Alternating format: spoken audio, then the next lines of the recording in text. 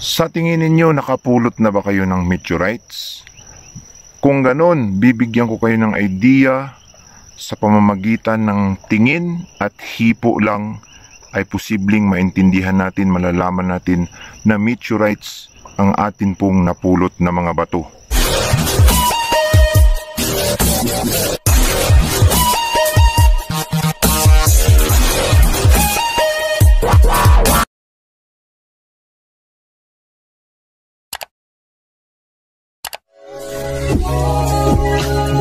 Magandang araw po sa kanilang lahat. Maayong adlaw kaninyong tanan. Naimbag na aldaw ka na kayo amin.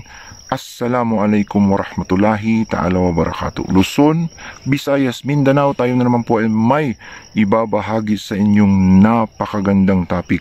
Tungkol po ito sa mga napulot nating bato na posibleng kayamanan na hindi natin nalalaman. Tungkol po sa mga meteorites, mga bulalakaw, bato sa kalawakan na kung saan bumagsak po dito sa ating mundo.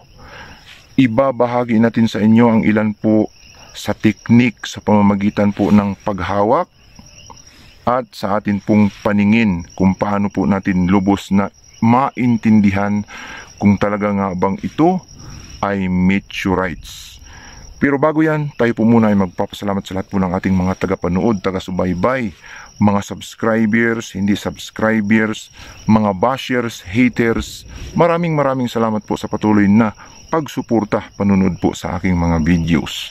At sa lahat po ng hindi pa nakapag-subscribe, pakipindot na lamang po ang subscribe button sa ibaba at ang notification bell para updated po kayo sa mga susunod kong i-upload. At pakifollow po ang aking Facebook page, Yusuf Yamato.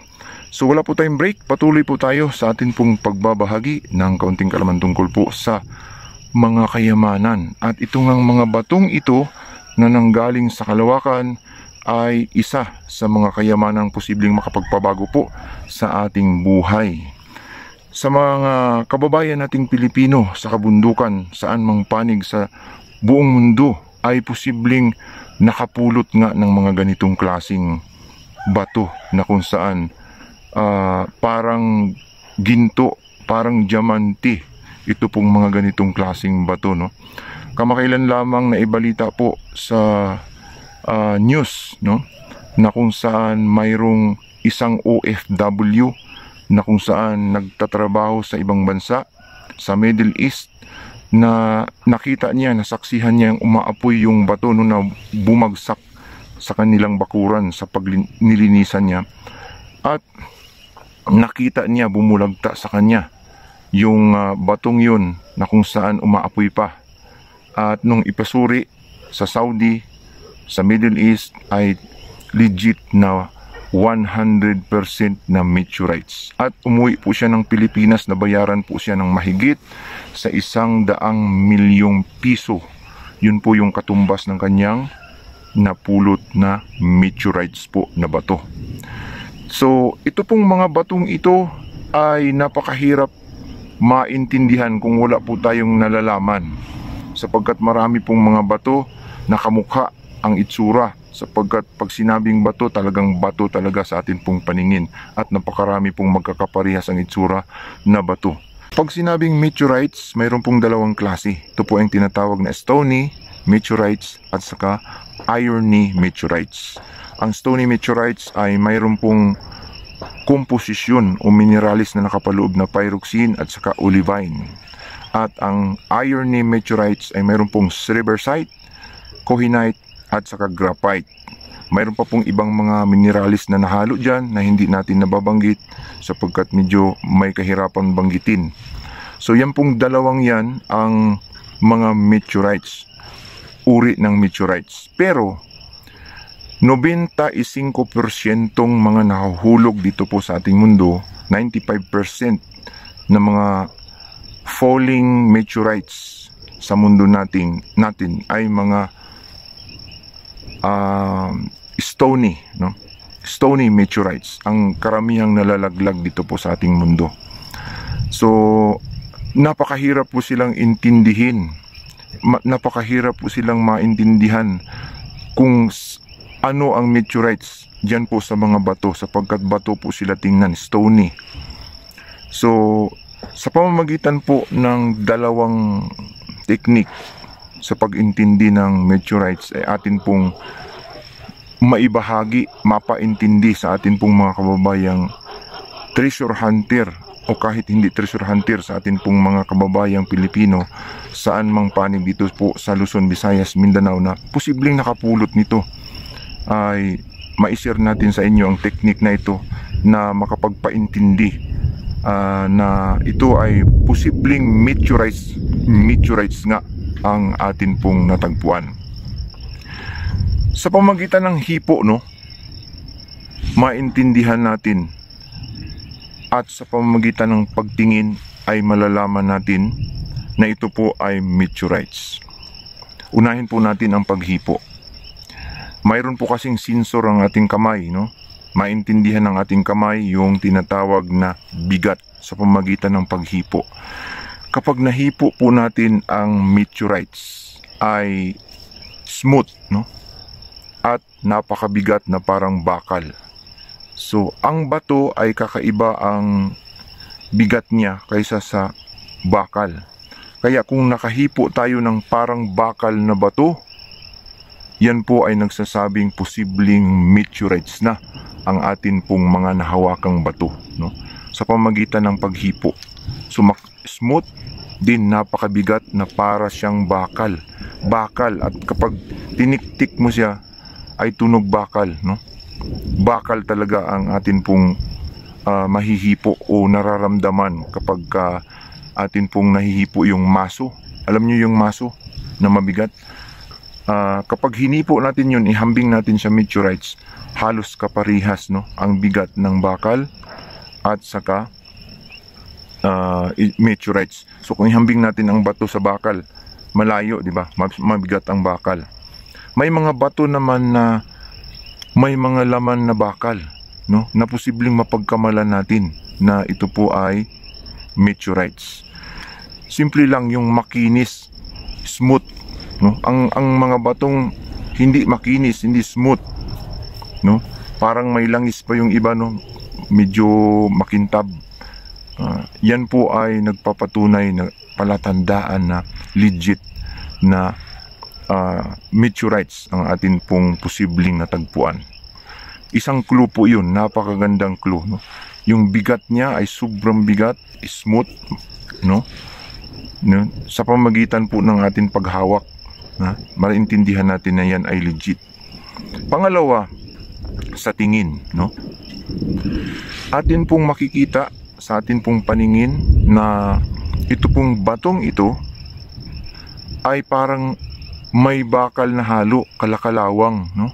Kung makikita natin yung bakal na parang nagba-brown, although iba-ibang kulay ang meteorites, may black, may parang may pagka-brown, no? Pero maintindihan natin na meteorites, no? Kasi mayroon siyang parang kalakalawang bakal kapag tiningnan mo bakal, no? So napakarami pong mga pictures sa Google na makikita natin na magbigay sa atin ng clue.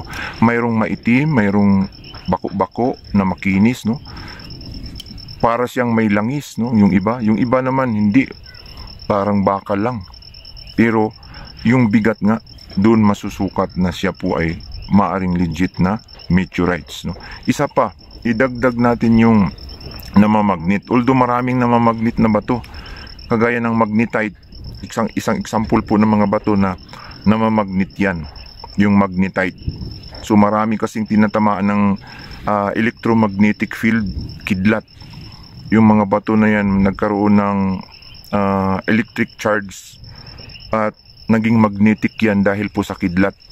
So maaaring mapagkamalan natin na meteorites. Pero sa bigat, hindi po qualified yung mga magnetite na namamagnet na bato sa tinatawag na meteorites. So kagaya ng nasabi natin kanina, isang clue na mabigat sa bakal yung iba, no? Halos kasing bigat din sa bakal. So iba kasi ang mga namamagnet na bato, hindi naman ganun kabigat. Pero ang meteorites ay sobrang bigat na parang bakal. Yun po ang clue na talagang makapagbigay sa atin ng idea na ito nga ay legit na meteorites. So sa paningin, makinis, parang iba basa. Pag tinignan, hindi naman binasa, makintab, no? Parang bakal tingnan, at sobrang bigat, no? Kapag atin manahawakan, sobrang bigat, parang bakal. Yan ay palatandaan, no? Dalawang klase yung paningin natin at saka paghipo natin. Diyan natin maintindihan na ito ay legit na meteorites. Hindi lang nakukuha sa magnets, marami naman, although na mamagnet ang mga meteorites kasi may mga halong iron at saka nickel, pero may ibang bato rin na namamagnet. So ang diferensya sa bigat, kasi yung ibang namamagnet hindi naman ganun kabigat So para makasigurado, idagdag natin, kung pumasa doon sa naibigay nating idea yung mga batong yan, bukod pa sa namamagnet, ay pwede ring ipalaboratory natin. So ang gastos sa laboratory 3,000 pesos sa University of the Philippines, no?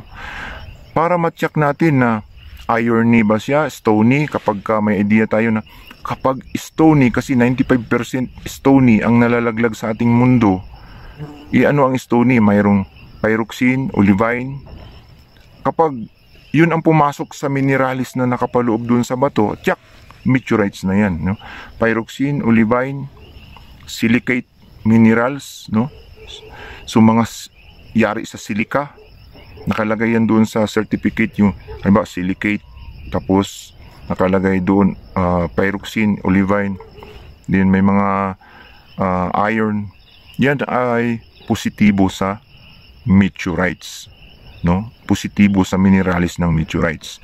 So kapag may rare na mga meteorites na kagaya ng iron, na may mga halong cerebersite, yung tainite, no, yung tinatawag na graphite, ay maiintindihan nyo dun sa certificate ng laboratory. So napakahalaga ang laboratory para po makapagbigay ng eksaktong idea na meteorites talaga. So ilalagay yan sa baba na meteorites doon po sa certification. So legit na, 3,000 pesos lang naman plus. Kapag naintindihan na natin na parang bakal ito, makinis ito, at namamagnet ito. So yan na ang daan para ipalaboratory. So wag mo nang ipa-gemologist kasi medyo sa gemologist siguro mas mahal kapag meteorites.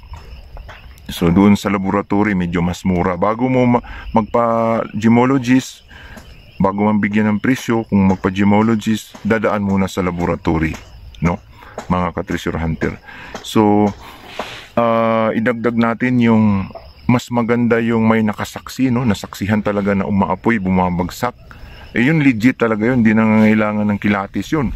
Kasi nakita mo talaga bumagsak sa yung bakuran, tapos umaapoy pa, kagaya ng kwento nung nakakuha, no, na nakita niya bumabagsak, umaapoy pa. Pinalamig muna niya bago niya pinulot. So yun talaga, legit na talaga yun. So sana po ay nakapagbigay na naman tayo ng kaunting kalaman tungkol po dito sa mga batong posibleng kayamanan. Ito po ay ang meteorites. Nakapagbigay tayo ng idea, kaalaman, kaunting kaalaman tungkol po dito sa mga batong ito. Kung tayo po ay may kaunting pagkakamali, tayo po ay pwedeng i-correction. Paki-comments na lamang po ang sa comment section sa ibaba sa YouTube channel natin kung tayo po ay mayroong correction, mayroong pong pagkakamali, sapagkat tayo po ay likas na nagkakamali. So hanggang dito na lamang po. Maraming salamat po sa patuloy na pagsuporta, panunod po sa aking mga videos, sa atin pong mga bashers, haters. Salamat po sa inyong pong pag-comments. So hanggang dito na lamang po. Ito po ang inyong ka-treasure hunter nagsasabing kapag tayo po ay naghahanap, tayo ay tiyak na makakahanap.